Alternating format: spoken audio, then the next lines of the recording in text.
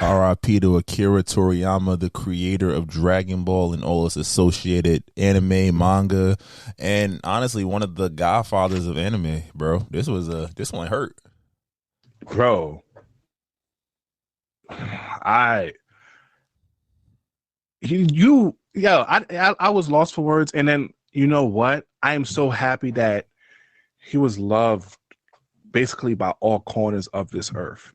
I hear like the cartels in Mexico because you ceasefire, but that was because they used to play Dragon Ball Z there, and all the young dudes who are not in the cartel watched it. And then even in like China, they mourned the loss. Like he was like almost mad different countries honored his passing. So it was kind of like I was sad, but I'm also was touched by how much a creator like him was able to affect the world through anime. Bro, it's crazy because it's like, again, we said we came up in a generation where it wasn't cool to watch anime, but then everybody liked Dragon Ball. Nobody ever fronted on Dragon Ball. That's the one. If you say anime, for people that's non-initiated, like that's where it starts.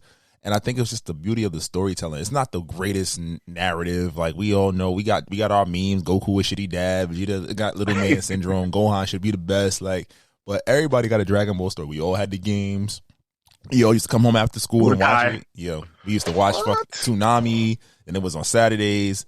Man, even now the games is crazy. I got the bootleg version of the shit when they unlock all the characters and all that other stuff. Dragon Ball, and you had like, yeah, bro. So I think it's just one of those things. Like any nigga, I don't. Most of if we friends, you know, I talk about Dragon Ball. I don't care. I would leave a party to go watch a new movie or a new episode. So definitely, even though we lost him at age 68, the impact of his art is still felt.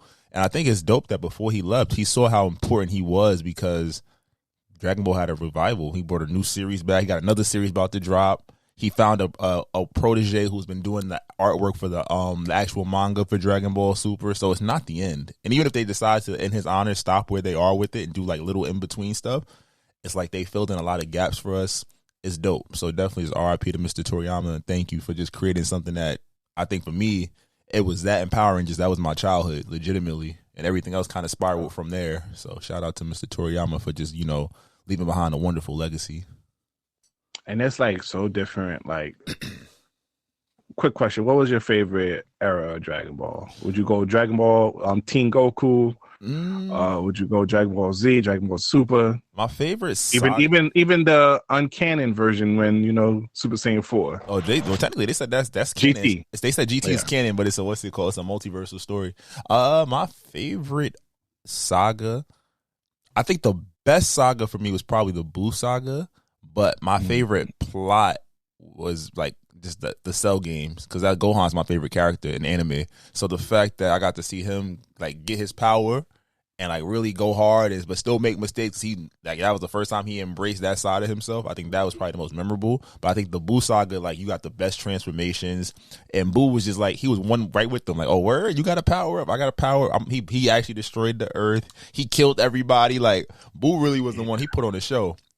He was they had to reincarnate him, so I think that was probably the best saga from beginning to end. But Cell Games probably was the best fight for me that I can still watch to this day. What about you? I would have to go with the Frieza saga. And it was more so for Vegeta. I always had a soft spot for Vegeta because I just felt like he was so misunderstood, and he just had a lot of pressure of just trying to carry the pride of the Saiyan race. And then when he died, but before he died, he gave that emotional speech like, this is the man who basically blew up and killed our whole legacy.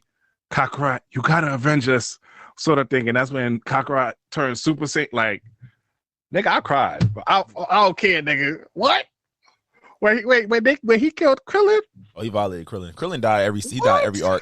Krillin died every other arc. That's why I just be like, damn, nigga, you died in Dragon Ball. You died like twice in Dragon Ball Z. Died in GT. Only thing he didn't die in was Super, I don't think. Oh yeah, I don't think so either. He ain't dying Super. They killed everybody else. Frieza killed everybody else in Super. He got a bad one though. He did get a baddie. You knew it's a bad one when this is too much. This might not go. You got a bad one when the hentai sites that's always the one they use. Now you got a bad one when you made her from a robot to actual human. She's you know a that cyborg. She's a cyborg. She's got enhancements. She's not really a robot. She because she had a baby and they still never really explained that. They just like I'm a human. No, he wished her. Nah, they said no. Human. They said no. They just took the bomb out her chest. So it's like they just enhanced her body, but she still had her lady parts. I wonder if she had a period. That's interesting. That'd be stupid. And then also I would give a special shout out to the Dragon Ball Super Saga when that Ultra Instinct was fire. I think that was a great addition to just one of the versions of Goku. Yeah, and also we got to talk about the drip. Dragon Ball Z Trunks. I felt like that when the sorted shit was fire, bro. Started he was wearing even when Goku came back from that alien planet after beating Frieza. Oh, Yard drip. Yeah, nah. I'm about to say, Dragon Ball is it, bro. Y'all spent 10 minutes talking about it. That's what we did. So we could spend the whole episode talking about Dragon Ball. That's a fact. It's funny though, because I just really got back into catching up on anime. So like, I was just literally before I got on here, I was watching Demon Slayer, like, because I never sat down and watched after season 1. I knew what happens, like I know the manga and the story, but I never sat down and just like. I know we talked about Soul Leveling. We didn't talk about the podcast, but that shit fire. But have you watched Ninja Commune? Yeah, I'm up to date. That shit tough. Tough, bro. I'm trying to think what else I watched. Misfits. We're gonna carve out sometime. We have a lot of topics for this episode, but we're gonna carve out sometime in the future episode about anime. Maybe create a segment just on news.